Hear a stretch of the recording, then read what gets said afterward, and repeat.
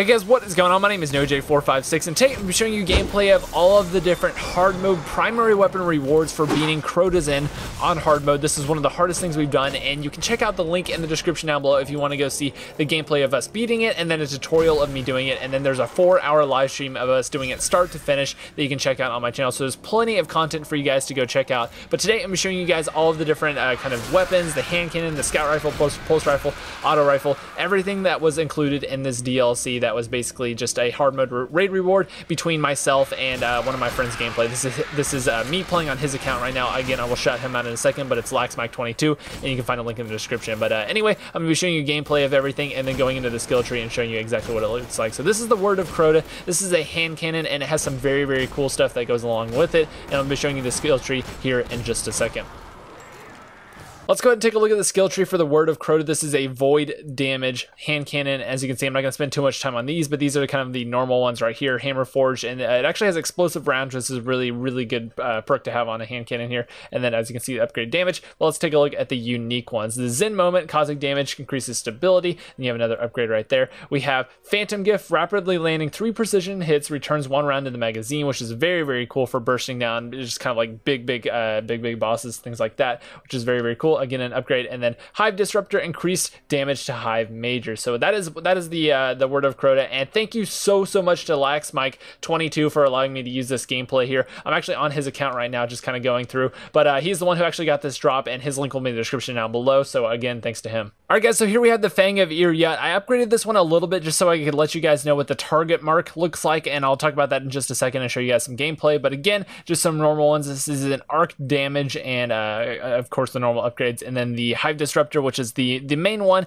This one is going to be on every single one of these DLC items. It is pretty much the same exact thing. And then this last one here, Third Eye Radar, stays active when aiming down the sight. So other than that, the target mark is the really only unique one here that is only on a couple other guns overall. And again, you're going to be able to see that in the gameplay right here. So as you can see, the target mark is a very, very cool way to kind of acquisition a target, and it's going to work very well for the sword bearer. I think that's kind of the reason they put this in here, because a lot of the times the sword bearer will hide behind something. It's hard to see him. So whenever you mark him with this, it's going to do that. And it actually seems like a very, very good scout rifle overall. I really enjoy using it, and I will probably be upgrading this one all the way to the full to see exactly how it is, and especially because it is an arc damage weapon. Now next up we have the Oversoul Edict, which is a 300 attack arc damage pulse rifle, and again, I'm not going to go over these too much, and I'm just going to quickly scroll over them in case you want to look at them. But anyway, this is what it does right here. It is a full auto pulse rifle. Now there are a few others that are full auto, but this is a very, very cool perk indeed that I cannot wait to try out as soon as I upgrade it enough.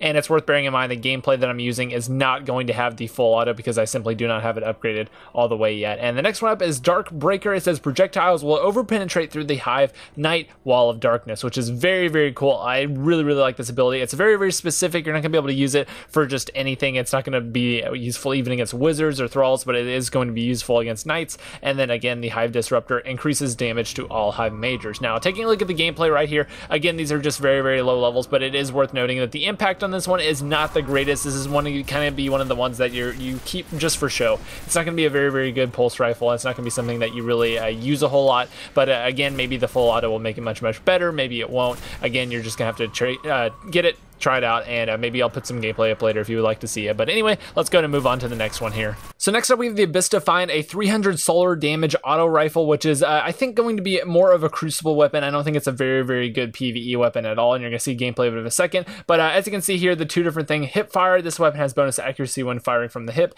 and focus fire when zoom, this weapon fires slower and it causes additional damage. So very, very much like the Surus regime if you like that, but you can choose in between those two whenever you upgrade it all the way. But again, I'm just gonna kind of scroll through these, and you can pause if you want to. But this one is Lichbane. Projectiles have a chance to disorient Hive wizards. This is going to be very, very, very good for things like the brand new Strike, which has a whole bunch of wizards, or the Raid, but again, not very useful overall if you're not doing a Hive style mission. And then the Hive Disruptor, which increases damage to Hive Majors, which every single one of these has. So very, very interesting. And again, you can see here, it's not a very, very good PvE weapon, and again, PvP may be a little bit better, but I want to increase the level of this one and get it up and get some of the different abilities before I actually take it into PvP and give it a real review. So anyway, let's go ahead and get on to the next one. Now the last reward I got is the Glowhoo. This is an armor shader which looks absolutely sick on the hunter. It didn't look as great on some of my other characters, the things that I put him on, and some of the different capes and stuff like that. But again, it is going to give you this kind of glowing effect that really gives you like a glow in the dark feel,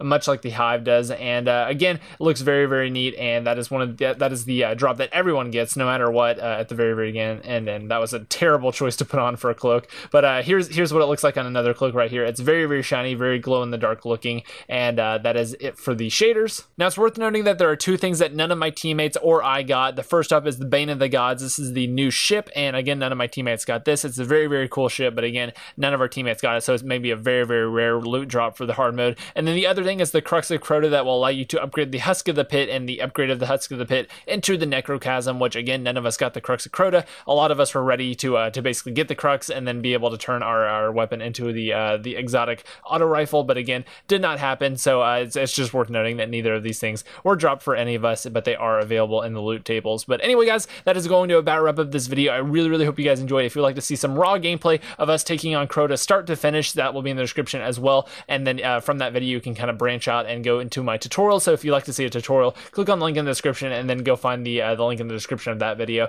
and it will allow you to kind of surf around on my videos and see everything that you want to see about this brand new hard mode DLC. So anyway, guys, that is about it. I hope you guys enjoyed so much. My name is NoJ456, and I'll see you guys in the next one. Bye-bye.